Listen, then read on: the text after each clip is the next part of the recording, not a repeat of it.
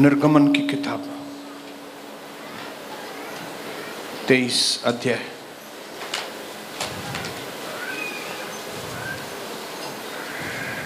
उसका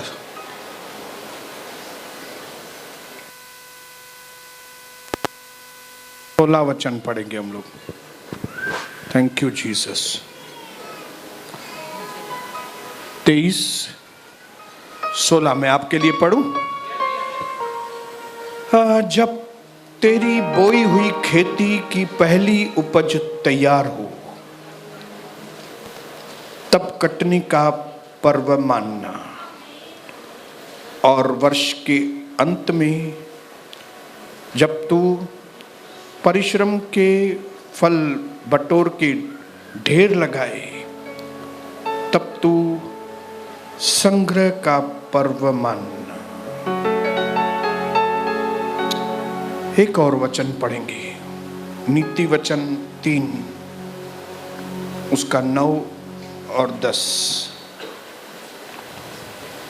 2 वचन पढ़ के फिर बाइबल बंद करके साइड में रख देंगे। नीति वचन 3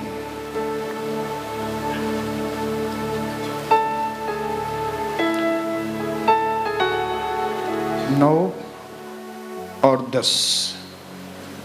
अपनी संपत्ति के द्वारा और अपनी भूमि की सारी पहली उपज के द्वारा, ये पहली जो उपज है ना उसको अंडरलाइन कर दो आप।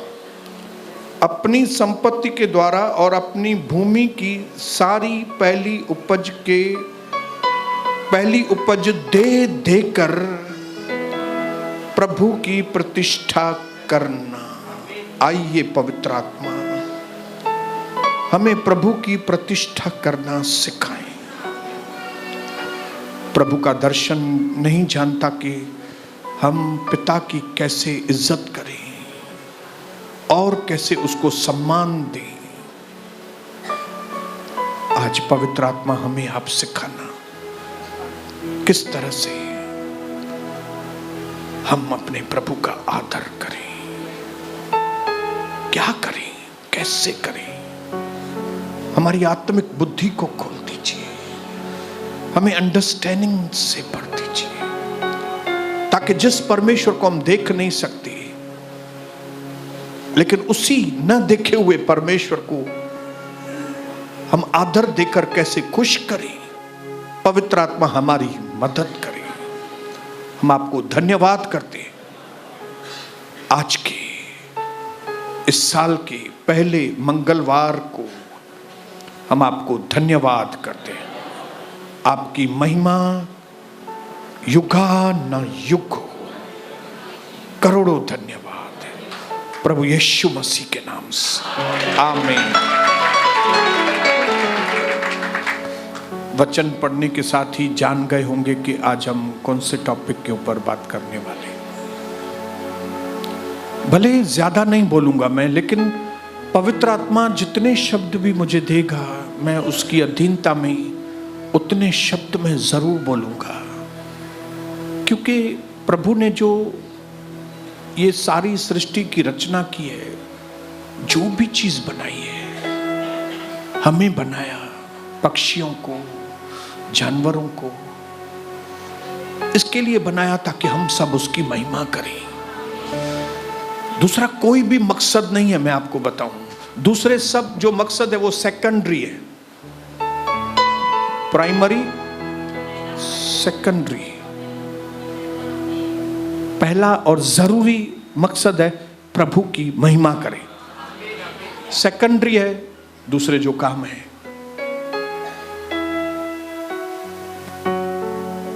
और मैं विश्वास करता हूं कि 3 दिन की उपवास और प्रार्थना ने हमारे भीतर पवित्र आत्मा के कामों को एक्टिवेट किया है।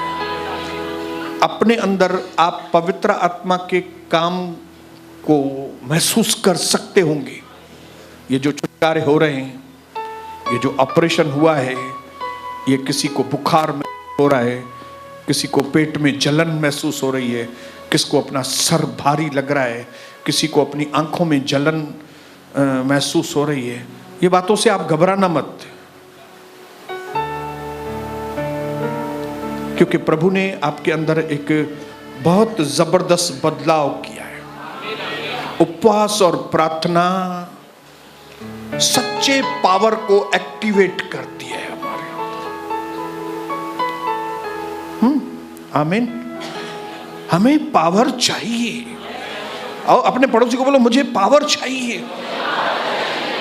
लिया, मुझे वो सत्संग नहीं चाहिए जिसमें पावर ही नहीं हो। मुझे वो सत्संग चाहिए, मुझे वो प्रभु चाहिए, मुझे वो गुरु चाहिए, मुझे वो शिक्षा चाहिए जिससे मेरे अंदर खाली ज्ञान नहीं, पावर आए मेरे अंदर। पावर आए मेरे अंदर, पावर। और खास करके इंडिया में अलग अलग तरह के डिमंस हैं। इंडिया में भूतों की कोई कमी नहीं है। आप आपके आसपास देखेंगे तो आपको कई तरह के दुष्ट के काम, अधर्मों के काम, चीटिंगबाजी, नफरत, ऐसे ऐसे डीमंस आपको आपके घर के आसपास ही देखो। छोड़ दो आपके घर के आसपास, घर के अंदर ही देखो आप। हालेलुया। और ऐसे माहौल में हमें अगर सही तरीके से जीना है, हमें प्रभु के स्वभाव में अगर बढ़ना है, हमें सही रास्ते पे अगर चलना है, तो हमारे अंदर ताकत, स्टैमिना होना हमारे अंदर बहुत क्या बोलेंगे स्टैमिना को? सहनशीलता। हर एक कंट्री को अपने अपने डीमंस हैं, लेकिन इंडिया के डीमंस, इंडिया के शैतान तो बाएं। और उसमें भी उल्लासनगर।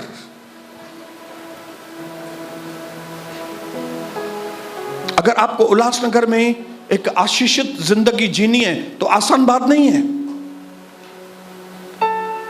यहां पे एक दिन में 200-400 कमाना आसान है। यहां पे एक दिन में 500-1000 रुपया कमाना आसान है, लेकिन एक अच्छी जिंदगी जीना उल्लासनगर के अंदर, भारत देश के अंदर, बहुत कठिन है। लेकिन अगर आप जीना चाहते हो तो आपके अंदर पावर होना बहुत जरूरी है। यह चीज प्रभु को अनंत विजडम में मालूम था। इसके लिए उसने कहा कि इस तरह की दुष्ट आत्माओं को जो तुम्हारी स्टैमिना को तोड़ देंगी, तुम्हारी ताकत को तोड़ देंगी, तुम्हारी सहनशीलता को खत्म करेगी, ऐसी दुष्ट आत्माओं को भगाने के लिए तुम क्या करो? उपवास और प्रार्थना करो। जो लोग उपवास और प्रार्थना नहीं करते जल्दी टूट जाएंगे। जो मिनिस्ट्रियां, जो सेवाएं बिना उपवास और प्रार्थना के वो ज्यादा टाइम चल नहीं पाएंगी। वो शैतान के हाथ से फिर चलाई जाएंगी। वो चलेंगी मिनिस्ट्रियां, लेकिन वो शैतान चलाएगा उनको। इसके लिए हमारा ये फर्ज है, आपका ये फर्ज है कि क्योंकि प्रभु का दर्शन प्रभु की ओर से बनाई गई कलीसिया है, इसके लिए इसको पावरफुली चलाने के लिए, सही तरीके से चलाने के लिए, आपका परिवार जो प्रभु का परिवार है उसको सही तरीके से, जॉयफुली, सही तरीके से, प्रेम से भरने के लिए हमें ट्रुथफुली, विश्वास योग्यता के साथ और अंडरस्टैंडिंग के साथ उपवास प्रार्थना करेंगे, तभी हमारा परिवार चल पाएगा। कैसे? एक तो समझदारी के साथ उपवास प्रार्थना की, जैसे हमने वो उस दिन पॉइंट्स बताई थी कि हमें उपवास और प्रार्थना कैसे करनी है, समझदारी के साथ और विश्वास योग्यता के साथ कि ये उपवास मैं प्रभु के लिए कर रहा हूं, ये उपवास मैं प्रभु के साथ जुड़ने के लिए कर रहा हूं, ये कोई मैं अपने अभिलाषाओं को पूरा करने के लिए उपवास नहीं कर रहा हूं। ट्रुथफुली, फेथफुली, सच्चाई के साथ, ईमानदारी के साथ। जब कोई व्यक्ति ईमानदारी, सच्चाई और अंडरस्टैंडिंग के साथ उपवास और प्रार्थना करेगा, ये उपवास और प्रार्थनाएं अचानक से देखेंगे ये ब्रेक थ्रू मिल गया, ये दरवाजा खुल गया, ये गवाही हो गई, ये काम पूरा हो गया, ये ऊंचाई पे मैं पहुंच गया, ये बड़ा काम कठिन था बहुत, वो काम पूरा हो गया, ये सडनली आप देखेंगे। क्यों? क्योंकि आपने सच्चाई के साथ और ईमानदारी के साथ आपने, मानो सडनली 2023 में आपको पंख लग जाएंगे। जिन्होंने भी किया ये 3 दिन, जिन्होंने भी किया सच्चाई के साथ, अचानक से आपको लगेगा पंख लग गए आपके, और एक ऐसे ऊंचाइयों पर प्रभु आपको लेकर जाएगा ये साल में, जिसकी शायद आपने कल्पना भी की नहीं है। जैसे 2022 में प्रभु ने अनाउंस किया था कि ये साल प्रकाशनों का साल है, और आपने देखा कि 2022 में कितने प्रकाश मिले, क्या तो रोशनी के ऊपर रोशनी मिली, जो हमने कभी कल्पनाएं नहीं की थी, वो रोशनियां, वो बातें समझ में आनी चालू हो गई 2022 में। इसी प्रकार अगर 2023 में प्रभु ने बात की है कि ये साल विजयों के ऊपर विजय का साल है, तो ऐसे पंख लगेंगे आपको मेरे भाइयों बहनों, ऐसी ऊंचाइयों पर आप पहुंचने वाले हैं जिसकी शायद आप कल्पना भी नहीं कर सकते। और एक अद्भुत बात यह है कि इन चीजों को आप कभी फुल स्टॉप नहीं कर सकते। आप चाहें तो इस बात को रिप्रोड्यूस कर सकते हैं। जो चीजें आपने 30 दिसंबर, 31 दिसंबर और 1 जनवरी को उपवास और प्रार्थना करके शुरुआत की, उस चीज को आप रिप्रोड्यूस कर सकते हैं। कैसे? बार बार प्रभु की अगुवाई के साथ उपवास और प्रार्थना, उपवास और प्रार्थना, उपवास और प्रार्थना, उपवास और प्रार्थना, रिप्रोड्यूस। ये ब्रेक थ्रू, फिर दूसरा ये चीज, ये इस चीज में ब्रेक थ्रू, इस चीज में सफलता, इस चीज में सफलता। हालेलुया। प्रभु ने चाबियां आपके हाथ में दी हैं। हालेलुया। आपकी कैपेसिटी बढ़ाने की चाबियां, आपके अंदर क्षमताएं बढ़ाने की चाबियां। हालेलुया। आप अपने आप को एक बाजीगर बना सकते हैं। हालेलुया। बाजीगर, देखा है आपने बाजीगर को ना? 6 बॉल, हम खाली बॉल को देखते हैं, गिरेगा, कोई नहीं गिर रहा है बॉल, क्योंकि ये आदमी कौन है? बाजीगर है। उपवास और प्रार्थना आपको बाजीगर बना देगी। ये मैटर भी आसान से संभाल, ये मैटर भी संभालो, ये मैटर भी संभाल सकते हैं, ये भी सब मैटर्स आप संभाल सकते हैं, क्योंकि आप उपवास और प्रार्थना करने वाले व्यक्ति। Praise the Lord. Hallelujah, hallelujah. बिना उपवास प्रार्थना के भी आप जिएंगे, ऐसा नहीं मर जाएंगे, लेकिन उन पर्टिकुलर कुछ खास लेवल्स के ऊपर आप नहीं पहुंच पाएंगे जो प्रभु ने आपके लिए रखी। प्रभु ने आपके लिए लेवल्स रखी हैं, विश्वास से विश्वास, महिमा से महिमा, उगते हुए सूरज के और ब्राइटर और रोशनी, और ये जो और है ना, ये और तभी आपके पास आएगी जब आप चाबियां घुमाएंगे उपवास और प्रार्थना की। और वो भी कौन सी उपवास प्रार्थना? बहन, एक तो सच्चाई से, ईमानदारी से और समझदारी से। ये दुनिया के जैसे उपवास नहीं। हालेलुया। 2023 में प्रभु आपको चाबियों के ऊपर चाबियां देगा। स्वर्ग और पृथ्वी की कुंजियां प्रभु ने कहा मेरे हाथ में है, और वो मैं तुमको देता हूं। जो भी दरवाजा तुम खोलोगे वो स्वर्ग से खोला जाएगा, जो दरवाजा भी तुम बंद करोगे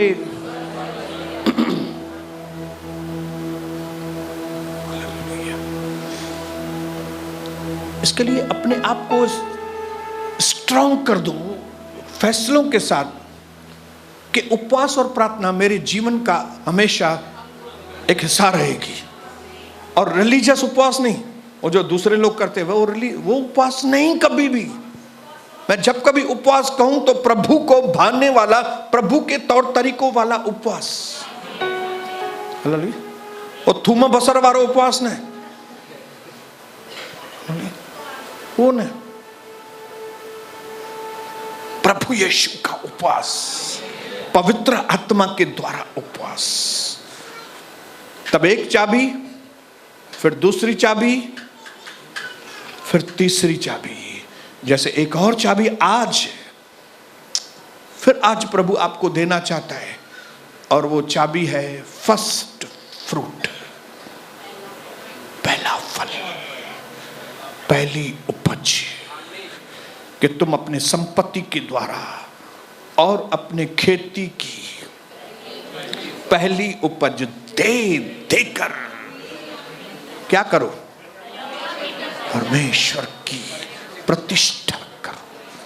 आप याद रखना, जिस व्यक्ति ने भी दुनिया में, जिस व्यक्ति ने भी, कौन सी भी जाति का हो, कौन सी भी कास्ट का हो, कौन से भी कलर का हो, कौन से भी बैकग्राउंड का हो, दुनिया में किसी भी व्यक्ति ने अगर जीवित परमेश्वर का प्रतिष्ठा करना सीख लिया ना, वो व्यक्ति सब दूसरे लोगों को ओवरटेक करके आगे जाएगा।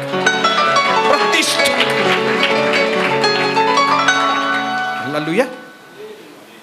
विश्वास करना, एक सच्चा विश्वास तभी है जब एक विश्वासी परमेश्वर की, जिसके ऊपर वो विश्वास कर रहा है, उसकी वो प्रतिष्ठा करता है। अगर आपके हृदय में परमेश्वर के लिए प्रतिष्ठा नहीं है, इज्जत नहीं है, आप विश्वासी नहीं है, नकली विश्वास है आपका। हालेलुया। दशमांश, ऑफरिंग, ऑफरिंग को हिंदी में क्या बोलते हैं? अर्पण। दशमांश, अर्पण और पहला फल, ये तीनों जो है ना, एक सिंबल है, सिंबल, ये एक निशानी है, ये एक चिन्ह है। किसका? परमेश्वर की इज्जत करने का।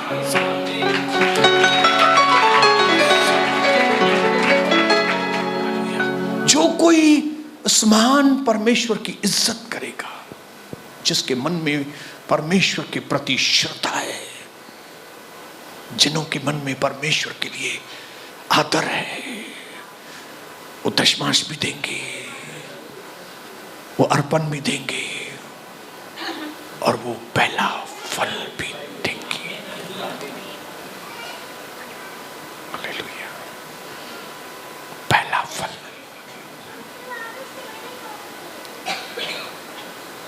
ये चीज परमेश्वर ने शुरू की ओल्ड टेस्टमेंट में, पुराने नियम में, और इजरायली इस चीज को पालते थे, ये चीज को मानते थे।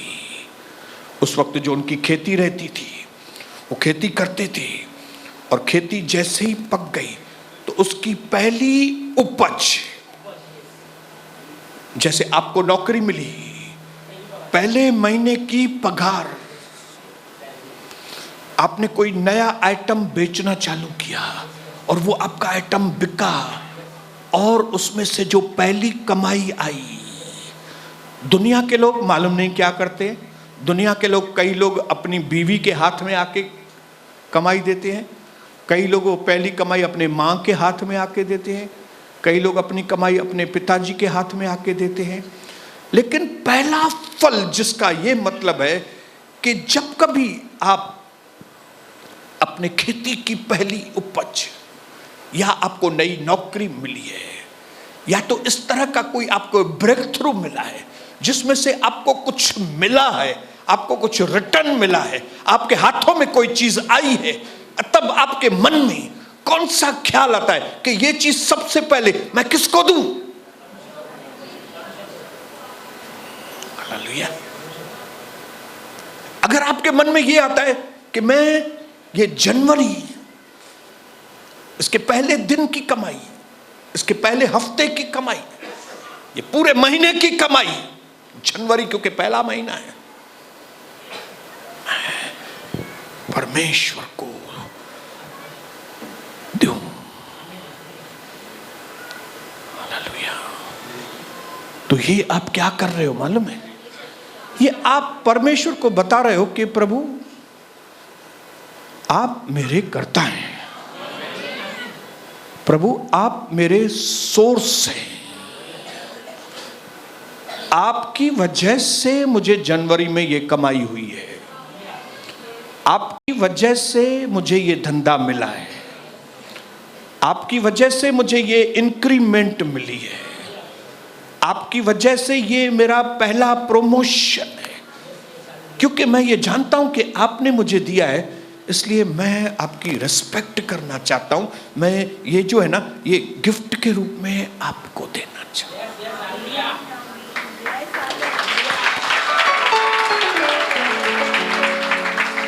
इसके लिए दशमांश, अर्पण और पहला फल,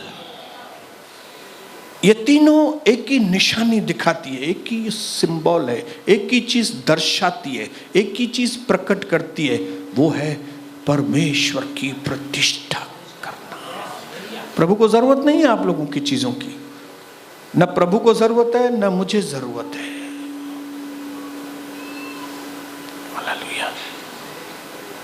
लेकिन इस एक्शन के द्वारा, इस देने के द्वारा हम प्रूव करते हैं। इसके पीछे नियत काम करती है खाली, और कुछ नहीं। नियत, हमारी क्या नियत है अंदर। मैं पास्टर हूं, हालेलुया।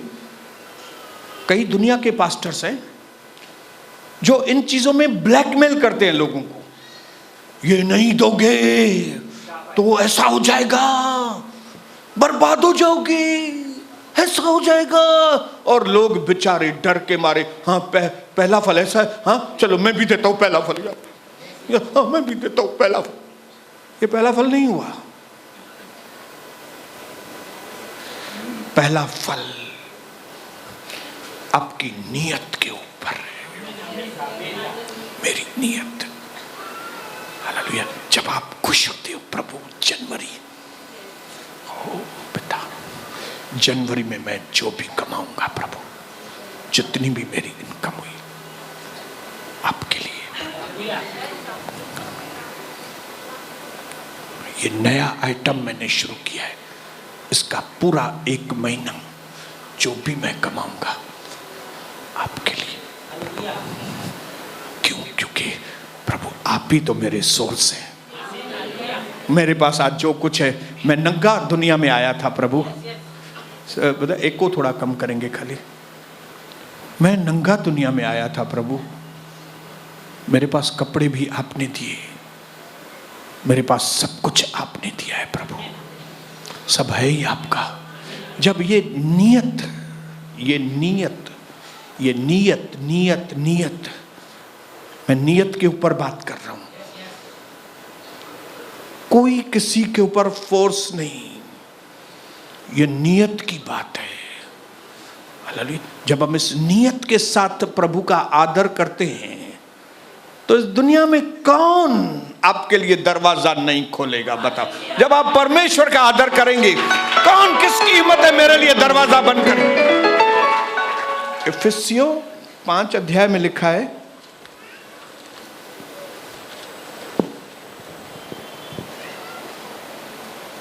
6 अध्याय में पहले वचन में लिखा है, बच्चों प्रभु में अपने माता पिता के आज्ञाकारी बनो, क्योंकि यह उचित है। बच्चों क्या करो? अपने माता पिता का आदर करो, क्योंकि यह अच्छा है। इसके साथ एक आशीष जुड़ी है। जब आप माँ बाप का आदर करेंगे तो उसके साथ आशीषें जुड़ी है। क्या आशीषें जुड़ी है? अपने माता पिता का आदर कर, यह पहली आज्ञा है, जिसके साथ यह प्रतिज्ञा भी है कि जिससे तेरा भला हो, तेरे दिन अच्छे जाएं और तू पृथ्वी पर बहुत दिन तक जीवित रहे। न सिर्फ बहुत दिन रहे, लेकिन अच्छे दिन बिताए। इसका मतलब है जो मां बाप का आदर नहीं करते, वे ज्यादा देर नहीं जीते और वे अच्छे दिनों को नहीं देखते। जीते होंगे वो, लेकिन अच्छे दिन नहीं। ऐसा नहीं लिखा है कि जो जिनके मां बाप विश्वासी हैं आप उन मां बाप का आदर करो। नहीं, ऐसा नहीं लिखा है। या ऐसा नहीं लिखा है कि आपके माँ बाप जब आपके साथ अच्छा काम करते हैं, आपको कुछ देते हैं, तो उनका आदर करना, ऐसा लिखा है क्या? आपके माँ बाप आपको कुछ दे या नहीं दे, आपके माँ बाप इतने अच्छे नहीं हैं, तो भी परमेश्वर ने यह आदर्श बनाया है कि आप अपने माँ बाप की इज्जत करो, आदर करो। और अगर तुम आदर करोगे तो प्रभु कहता है मैं तुम्हारी आयु को बढ़ाऊंगा और तुम्हारे दिनों को मैं अच्छा करूंगा। आप सोचिए मेरे भाइयों बहनों, अगर सिर्फ माँ बाप का आदर करने में ही हमारी जिंदगी इतनी बन जाती है, तो अगर जिसने हमको माँ बाप दिया है, जब हम उसका आदर करेंगे तो वो व्यक्ति जो माँ बाप से भी बड़ा है, वो व्यक्ति जो ओरिजिनल हमारा माँ बाप है, जब हम उस बाप की प्रतिष्ठा करेंगे तो हमारे क्या दिन होंगे। लगता है चाबी कोई दे रहा है आपको, चाबी मिल रही है आपको। हालेलुया। चाबी को छुपा के रखना अंदर, ये चाबी खो मत देना। हालेलुया। अगर आपने पिछले जीवन में अपने माँ बाप के साथ आदर का व्यवहार नहीं किया है, मैं आपको बताऊं, सुखी नहीं रहेंगे। कोई रास्ता नहीं है दूसरा, कोई रास्ता नहीं है दूसरा। मैं आपको बोलूं शॉर्टकट में इधर से घुसो, हाँ ये गली में घुस जाओ ठीक हो जाओगे, नहीं, कोई गली नहीं है, कोई गली ठीक नहीं कर सकेगी। माँ बाप के पैरों में उसका आदर करो, कैसे भी है। आप बोलेंगे मेरा पिताजी दारू पीता है, फिर भी तुमको उसका आदर करना है, उसके लिए प्रार्थना करनी है कि पिता मेरे, प्रभु पिता मेरे पिता को ठीक करो, प्रभु दारू पीता है, मेरी माँ झगड़ालू है, प्रभु आप मेरी माँ को शांति से करो। लेकिन आपको अपने माँ बाप की बेइज्जती नहीं करनी है, निरादर नहीं करना है। और जब आप माँ बाप की इज्जत करते हो, आपके दिन अच्छे जाएंगे, आपकी आयु भी बढ़ेगी। हालेलुया। बाइबल में एक व्यक्ति है जिसने अपने बाप के साथ गेम खेली, उस व्यक्ति का नाम है याकूब। उसने अपने बाप के साथ गेम खेली, गेम धोखा किया। वो बेचारे को दिखता नहीं था उसके पिताजी को, और इसको उसका कमजोरी मालूम था, बाप की कमजोरी, और बाप की कमजोरी का उसने फायदा उठाया। कई लोग मां बाप की कमजोरी का फायदा उठाते, ये क्या करेगा मेरे को, ये क्या करेगा, ये कुछ भी नहीं कर सकेगा, दबाओ इसको, मां को, पिताजी को दबाओ, ऐसा करो। याकूब ने ऐसा किया, जो उसकी चीज नहीं थी उसने धोखे से अपने पिताजी से, उसके पिताजी का मन इस बात की वजह से बहुत अंतर दुखी हुआ। लेकिन याकूब ने एक बार अपने पिताजी से गेम खेली, लेकिन उसके ससुर ने 11 बार याकूब के साथ गेम खेली। हालेलुया। याकूब को मालूम नहीं था कि ये मेरा ससुरा मेरे साथ इतनी गेम क्यों कर रहा है। उसको मालूम नहीं था कि मैं जो अपने बाप के पास बीज बो के आया हूं, उस वक्त मुझे मालूम नहीं पड़ा, लेकिन जो बीज मैंने बोया है उसका फल मुझे ये ससुरा। मैंने फादर के साथ गेम की, अभी मेरा फादर इन लॉ। हालेलुया, बोलिए हालेलुया। ये बाइबल की सच्चाइयां हैं जिनको आपको ग्रहण करना पड़ेगा। गलती से भी अपने मां बाप के लिए गेम मत खेलो। वो आपको शेयर दे या न दे, वो आपको प्यार करे या न करे, आपका फर्ज है कि आप उसके साथ इज्जत। क्यों? क्योंकि आप अपने मां बाप से भी ऊपर, उनके बनाने वाले, आप उसको जानते हैं। अभी आप यीशु मसीह को जानते हैं। हमारे खुद यीशु मसीह ने सर्वशक्तिमान था, सर्वज्ञानी था, बुद्धिमान था, सिद्ध था, लेकिन अपने मां बाप की एक बार भी, मैं नहीं समझता हूं मां को बोला होगा कि तेरे को इतना मालूम नहीं मरियम, तेरे को मालूम है मैं कौन हूं, तेरे को तो मालूम है ना मैं कौन हूं, स्वर्गदूत ने बताया था ना तेरे को, मेरा नाम इमैनुअल है, हाँ तू मेरे को क्या समझाएगी। नहीं बोला उसने। लिखा है किशोर यीशु मां बाप की अधीनता में, मां बाप की अधीनता में, एक सिद्ध व्यक्ति उसके अधीनता में जो सिद्ध नहीं है। क्या बात है, बहुत बड़ी बात है, मैं आपको बताऊं, बहुत बड़ी चीज है ये। और प्रभु यीशु हमारे लिए एक एग्जाम्पल है। हमारे सुधरने का सबसे बड़ा कारण ये है कि क्योंकि यीशु मसीह जैसे व्यक्ति ने ऐसा किया, तो हमें अपने मां बाप के पांव चाटने चाहिए। मैं आपको बताऊं, पेर चटण खपन मैंने मां पी जा।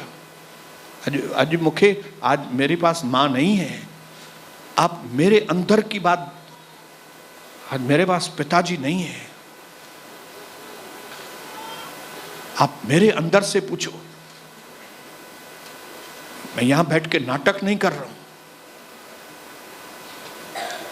वैसी आंखें अगर मेरी उस वक्त खुली होती, मैं अपनी मां को क्या से क्या, अपने पिताजी को मैं क्या से क्या करता था मैं। हालेलुया।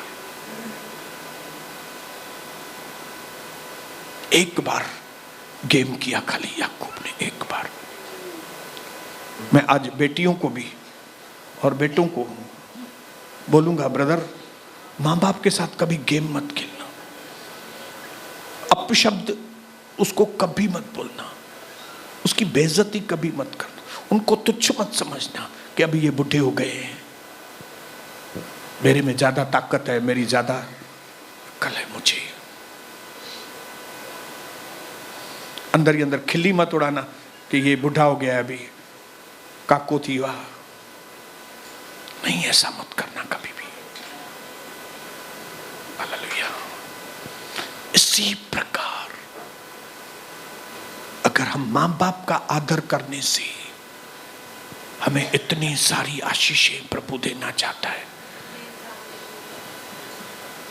तो दशमांश के द्वारा, अर्पण के द्वारा और फर्स्ट फ्रूट, उसके पीछे और कोई दूसरी चीज नहीं है, सिर्फ एक ही चीज काम करती है, वो है प्रभु का मैं आदर करता हूं, क्योंकि प्रभु मेरा करता है, क्योंकि उसने मुझे सब। हम जब ऐसा आदर करते हैं ना, तो हम ये चीज अपने नियत में मानते हैं कि हाँ प्रभु आप मेरे चरवाहे हैं, आपकी वजह से मेरे पास सब कुछ है। ये बीवी जो है ना, वो आपने मुझे दी है, ये बेटे और बेटी है ना, मुझे आपने दी है, ये कलीसिया आपने मुझे दी है, पैसे आपने मुझे दिए, घर आपने मुझे दिया है, सब कुछ। इसके लिए मैं हर वक्त जिंदगी भर अपने जीवन की हर पहली उपज दे देकर, मौका देखूंगा कोई नई चीज है, दे देकर देकर देकर देकर मैं तुम्हारी प्रतिष्ठा करूंगा।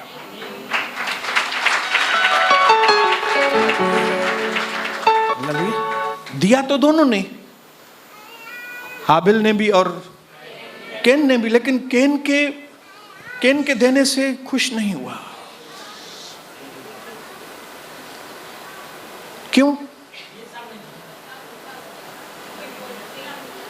क्योंकि जो उसको देने की नीयत थी ना, वो आदर वाली नहीं थी। उसने मिड़ई ऐसे ही, अपनी भूमि की उपज है, चलो ये थोड़ा, उसके अंदर नीयत ये नहीं थी कि मैं प्रभु के पास लेके जा रहा हूं, तो मैं थोड़ा देख के थोड़ी अच्छी अच्छी चीज, मैं ये आम है बहुत तगड़ा है, ये आम ले लो, ये मौसम्बी बहुत बड़ी मौसम्बी, ये चीज, ओ ये पालक इतनी ताजी पालक है। अगर उसने इस तरह से भूमि की उपज दी होती तो प्रभु उससे भी खुश होता था, लेकिन उससे खुश नहीं हुआ क्योंकि उसने ऐसे ही दिया था। लेकिन हाबिल से वो खुश हुआ था। आप बाइबल पढ़ेंगे तो आपको समझ में आएगा उसमें कि उसने चुन चुन के पहलोठे, ये तगड़ो, ये तगड़ो पशुमान, ये भी तगड़ा, ये भी तगड़ा, ये भी तगड़ा। मतलब उसका ध्यान तगड़ों को ढूंढ रहा था, क्योंकि उसका ध्यान ये था मुझे प्रभु को देना है, उसको देना है। नियत समझा रहा हूं मैं आपको, नियत। और जब हम बोलते हैं ना कि तुम्हारा नियत ठीक नहीं है, कई लोगों को गुस्सा लगता है। केन को भी जब मालूम पड़ा कि तुम्हारी नियत ठीक नहीं है, गुस्सा में आ गया, जबकि उसको सुधरना चाहिए। उल्टा, भाई तुम्हारी नियत ठीक नहीं है तो तुम नियत सही करो अपनी। क्योंकि उसने अपनी नियत ठीक नहीं की, वो आदर करने के बजाय उल्टा और गुस्से में वो आ गया, उसने अपनी जिंदगी बर्बाद कर दी। आज हमारे कई विश्वासियों ने प्रभु में आने के बाद भी अपनी जिंदगी को बर्बाद किया है, जिंदगी को बर्बाद किया है। कई लोग दशमांश देते हैं, कई लोग प्रभु ऑफरिंग देते हैं, उसके बाद भी वो बर्बाद है। क्यों? क्योंकि ये सारी चीजें संबंधित रखती हैं नियत। क्या आप प्रभु की इज्जत करते हो? इज्जत कयो था न जी, त पोइ तव्हांजो ॾियणु जेको आहे न उहो जाम आशीषित थींदो। तव्हांजे मन में प्रभु लाइ इज्जत आहे ही न। उसकी दूसरी बातें मानने के लिए आप तैयार नहीं हो और आप दशमांश देते हो। क्यों? क्योंकि आपके मन में दशमांश देगा ना तो नोट मिलेंगे और नोट मिलेंगे। वो दूर से ही हमारी नियत को जानता है। मेरे भाइयों बहनों, आज ये पहला मंगलवार है और जनवरी है, पहला हफ्ता है। अपनी नियत को ठीक करें।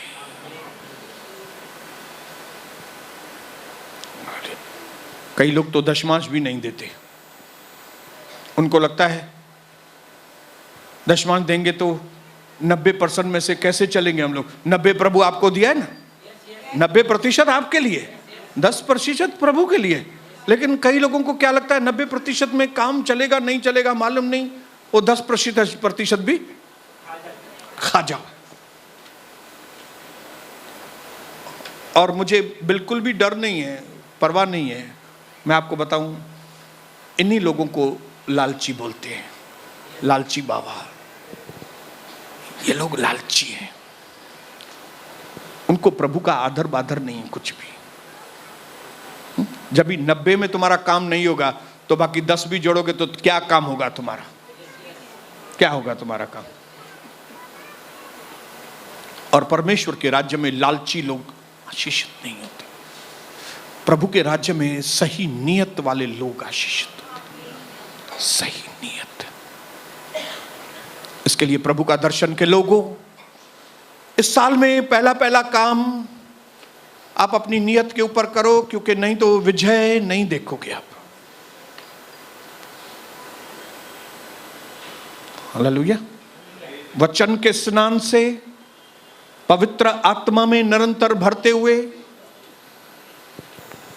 और सहभागिता की आग में अपनी नियत को सही करते जाओ। आग कचरे को जलाती है और ये बदनियत जो है ना, ये कचरा है, कचरा है। कई बार हम प्रभु के लिए भाड़ा सोचते हैं, भाड़ा 20 रुपया 30 रुपया। क्यों? क्योंकि हमको लगता है इतना कैसे वो आशीष करेगा, हमारा महीने में 500 रुपया भाड़े में चला जाएगा। सच में फिर वो आपको देगा भी नहीं, क्योंकि आप ये समझ रहे हो वो क्या देगा। हालेलुया।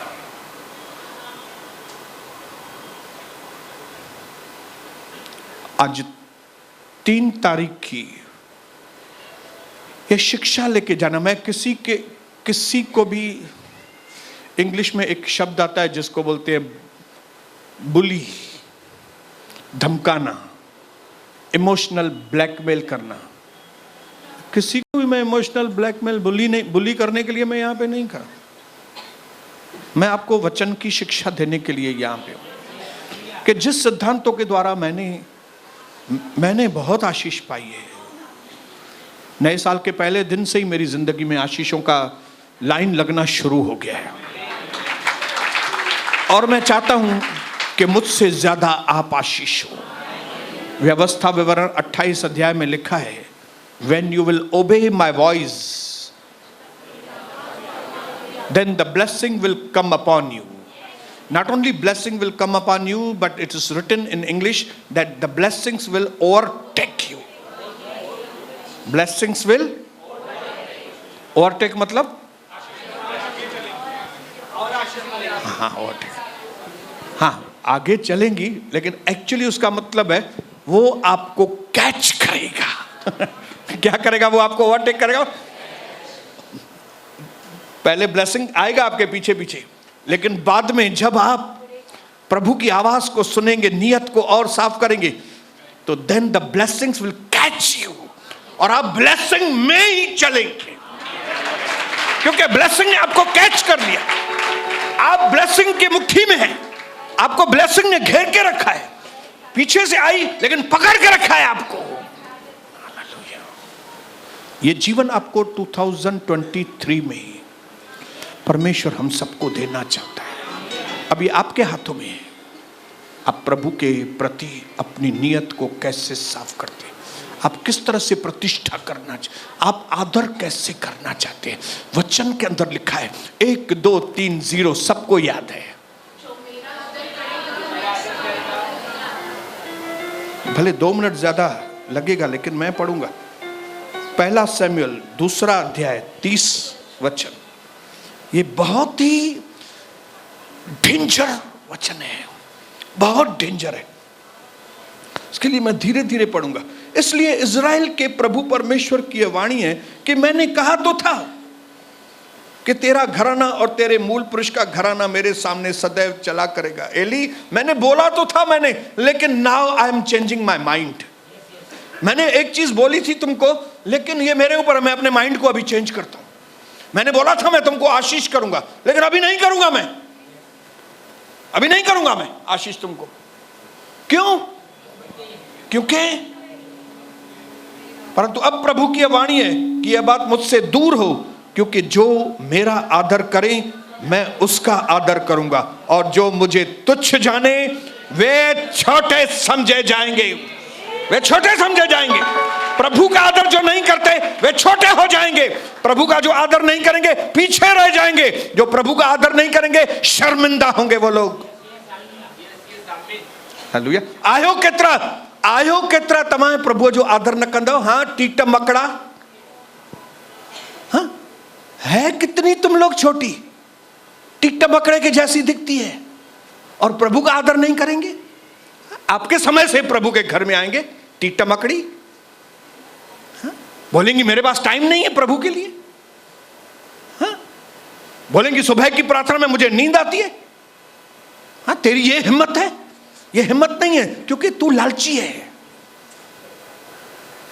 क्योंकि तेरी नियत ठीक नहीं है प्रभु के प्रति, क्योंकि तू आदर नहीं करता है प्रभु का। तू करप्ट है, करप्ट। अगर और शब्द बोलूंगा ना, तू बदमाश है, तू बदमाश है। 4:30 बजे नहीं आऊंगा मैं 6 बजे आऊंगा, बदमाश। दूसरे सब काम पूरा करके फिर आधा घंटा पौना घंटा लेट आया इधर, तो क्या हुआ? लेट आएगी तो क्या हुआ? तू आदर ही नहीं करेगी, तेरे को क्या मिलेगा? यहां पे लिखा है, मैंने सोचा तो था कि मैं तुमको आशीष करूं, मैंने प्लानिंग तो की थी कि मैं आपको बहुत आशीष करूं, लेकिन अभी मैंने अपना मन बोल दिया, इसको मैं छोड़ दूंगा, मैं इसको छोड़ दूंगा।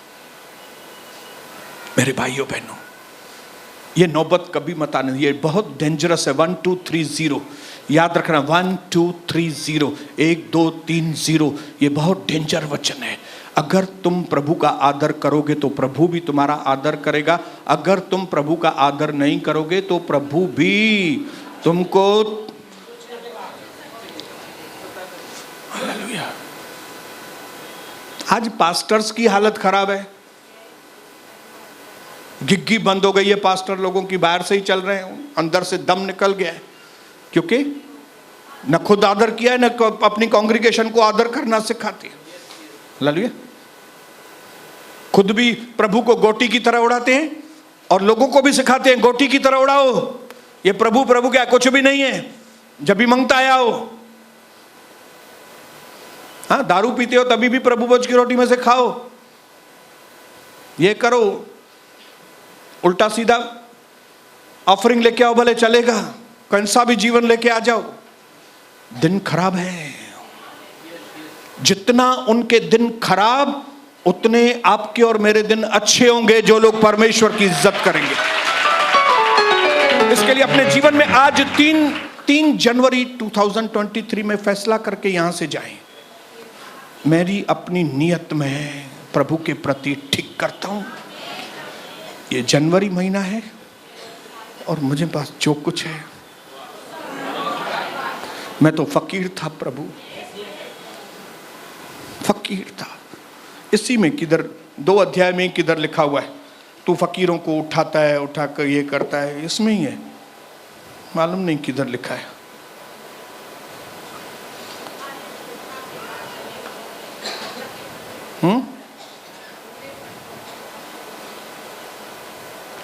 हाँ 6:4, ओके, 1 मिनट। तू मारता है और जलाता भी है। हाँ 7 वचन, तू निर्धन करता है और धनी भी बनाता है। नहीं, वो गरीब, हाँ 8वां वचन, वह गरीब को धूली में से उठाता और दरिद्र को घुरे में से निकाल कर खड़ा करता है, ताकि उसको शासकों के साथ बिठाए और महिमा युक्त सिंहासन के अधिकारी बनाए। उसकी प्लानिंग आपके लिए इतनी बड़ी है। आप क्या सोचते हो प्रभु के बारे में? लंगोटे, मेरा मन जलता है जब मैंने कई बार कई लोगों को समझाया, लेकिन वो प्रभु का आदर नहीं करते। एक करता है जी उसको अभी निकाल दो उसको, लेकिन प्रभु की ओर से सिग्नल नहीं मिलता है कि अभी उसको नहीं निकालो।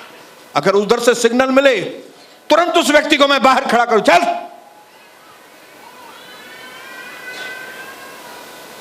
लेकिन जो लोग प्रभु का आदर करें, उन्हें जा पैर धोई करे पीऊं, कि पैर धोकर पीऊं मैं उनका, मैं आदर करूं उनका, उनको प्यार करूं मैं।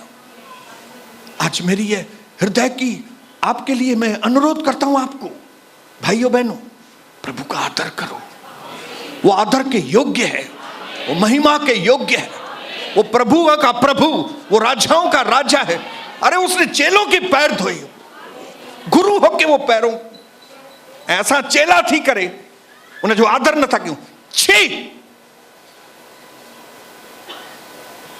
छी है उनको, जो लोग प्रभु के वक्त में और किधर बैठे, छी जिंदगी है उनकी, छी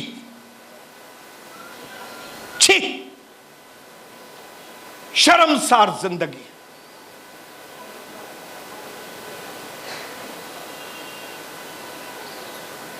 जो कोई व्यक्ति यहां से फैसला करके जाएगा, वो 2023 में एक ऐसी विजय के ऊपर विजय देखेगा। शायद अपने हाथों को प्रभु की ओर उठाएंगे, मेरे पीछे प्रार्थना करेंगे। अगर आप सही नियत से प्रार्थना करेंगे, इसी क्षण प्रभु आपको मौका दे रहा है कि आप एक नए जीवन में प्रवेश करें। मेरे साथ बोलेंगे, स्वर्गीय परमेश्वर,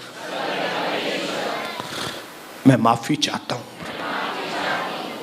पिछले जीवन में मैंने आपका निरादर किया है, आपको तुच्छ जाना था, आपकी आज्ञाओं को, विधियों को, नियमों को तुच्छ जानकर मैंने अपनी मनमानी की।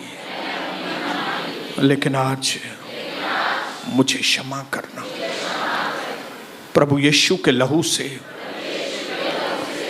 मुझे धोकर पवित्र करें, और आज से मैं आपका आदर करूंगा।